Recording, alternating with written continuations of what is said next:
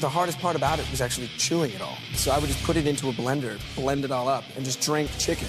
Isn't that good? See all those videos online of celebrities saying that they eat chicken and rice all the time? You have to eat like these just bland, naked pieces of chicken and rice. Brown rice, grilled chicken, broccoli. Or chicken and broccoli? Chicken breast and broccoli and training. I never thought at the time there was something wrong with me. I always thought I want to be bigger. I want to be bigger. And eat boiled chicken breast every 2 hours, which is not very good, but that's how you get that body. And just seeing that and then taking it in so simply, like all I need to do is just eat chicken and rice. All right, cool, I'll do it. And I took that to the extreme, to the point where like force feeding yourself and taking food like a pill. Yeah, not very good.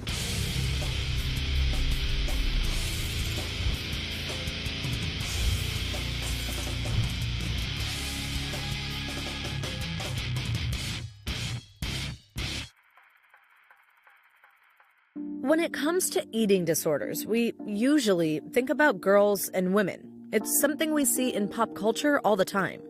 I didn't eat for 3 days so I could be lovely. But studies have found nearly a third of people diagnosed with eating disorders are actually boys and men. Had you ever heard of a boy with an eating disorder? I thought it was just a girl thing. Ryan started restricting his eating in 8th grade. He asked us not to use his last name to protect his privacy. He's 17 now. I would ask my friends, have I changed? What do I look like now? And I would look for them to, use skinny as an adjective. And I do it pretty often. Anytime I was feeling like, especially like bigger. Ryan and Nathan live on opposite coasts, but they've both struggled with their body image since childhood. 4 times a day, I would have 2 chicken thighs and 3 cups of rice. Nathan Wilson is 22 and got obsessed with powerlifting and building muscle a few years ago, and he put himself on a strict diet. I committed every single day to eating all of that food. I was like extremely nutrient deprived because I only ate chicken and rice. If I eat and then I throw up, oh no, I'm down this many calories. So then you go get like a tub of ice cream or something, and then you eat that to replace it. I wasn't eating for enjoyment, I was eating to accomplish a goal. 3, 2, 1. That like heroic male archetype, like the reason they chose him is because he's like the most wholesome, honest dude. He's just not big, so they're making him big. All I wanted was just like to be overnight, go into a chamber like this, and then in 30 seconds you are a different human. How do you feel? Taller. You look taller. Yeah, I was like 13 when this movie came out. Obviously it's just unrealistic and it doesn't work like that, and I know that now, but still looks great. Still a cool scene. If you think about the original Batman and Superman actors like Adam West for Batman, and you think about the Marvel superheroes that are portrayed now in Hollywood, they're like really big and bulky, much more muscular. And there have actually been studies that have looked at trends in male action figures over time and have found that even if you look at the Batman action figure from 30 years ago, the typical action figures that boys play with today are significantly more muscular than they were decades ago. Dr. Jason Nagata's an eating disorder specialist at UCSF. He's been pushing for more research in the area that focuses on guys. He says eating disorders can present in many different ways in boys and men, from the guys who want to look lean and then to the ones who want to bulk up. More recent diagnosis is called muscle dysmorphia, more colloquially known as bigorexia or reverse anorexia.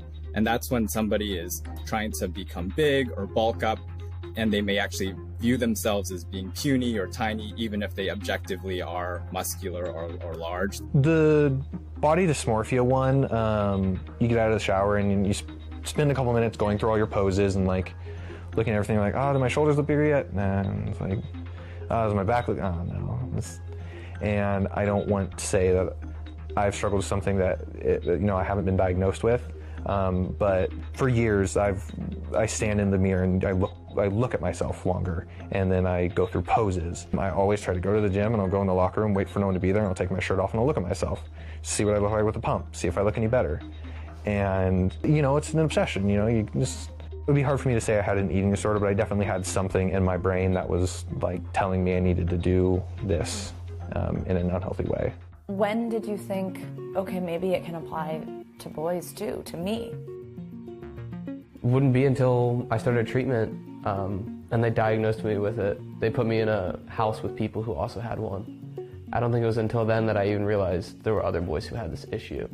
Ryan checked into Newport Healthcare, a mental health treatment center, last year. He was diagnosed with several issues, including an eating disorder. Did it make it harder to get help since you didn't even really think it was something that could apply to you as a boy? Yeah, there's actually like a lot of mental health programs for people with eating disorders, but they're exclusive to girls. But cases like Ryan's are rare.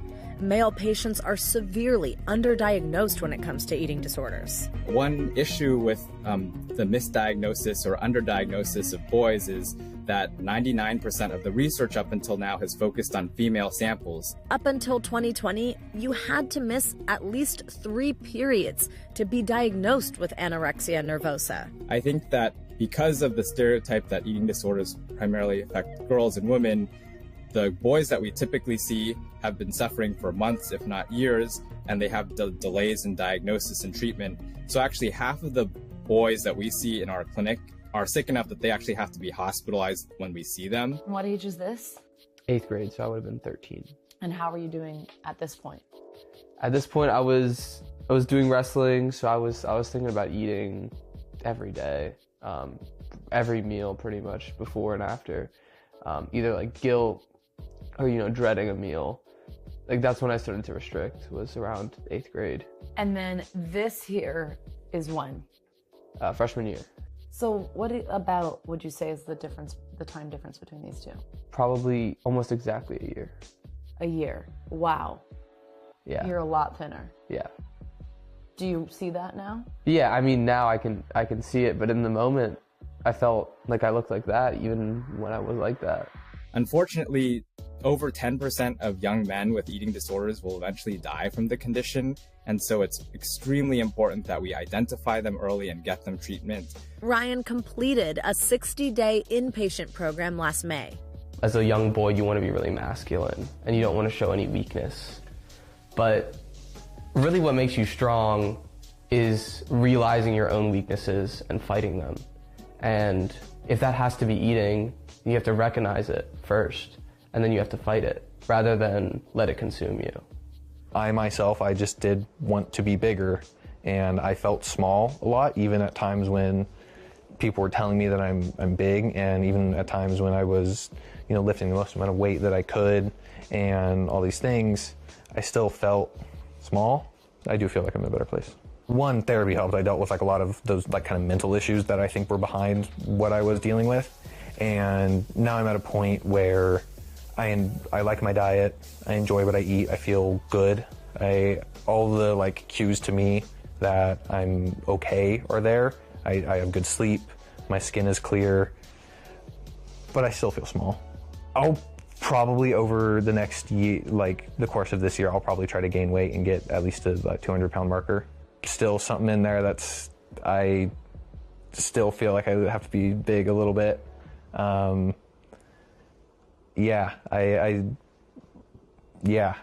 do feel, I don't know, yeah. Do you ever eat chicken and rice now? Not chicken thighs. I'm totally burnt on chicken thighs. Rice is fine, I love rice.